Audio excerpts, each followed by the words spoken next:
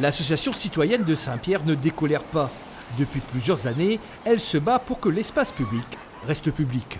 Vous voyez ce sable, vous regardez ce sable, ça c'est la propriété, c'est pas la propriété du maire de Saint-Pierre.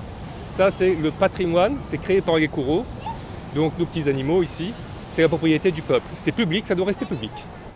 Samedi dernier, ce petit bout de plage avait été exploité un peu plus que d'habitude par le patron d'Alizé Plage, d'où l'inquiétude de l'association citoyenne de Saint-Pierre. Nous demandons la suspension de la convention qui lie la mairie de Saint-Pierre à ce commerçant. Cette convention, normalement, elle expire le 8 décembre 2020. Donc nous demandons la suspension pour faute grave, conformément à l'article 16 de la convention, et le non-renouvellement de cette convention. Pour le propriétaire de l'hôtel, il n'y a pas de privatisation de la plage. Le chef d'entreprise dispose d'une autorisation d'occupation temporaire.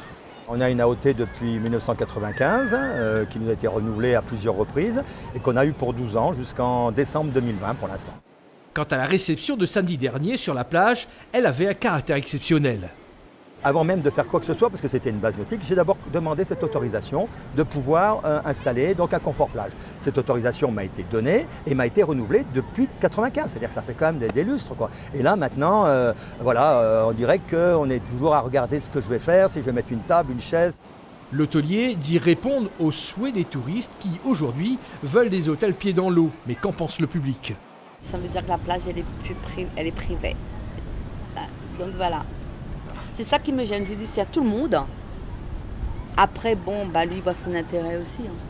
C'est un peu gênant parce que si on veut s'installer et tout, c'est un peu gênant. Mais voilà.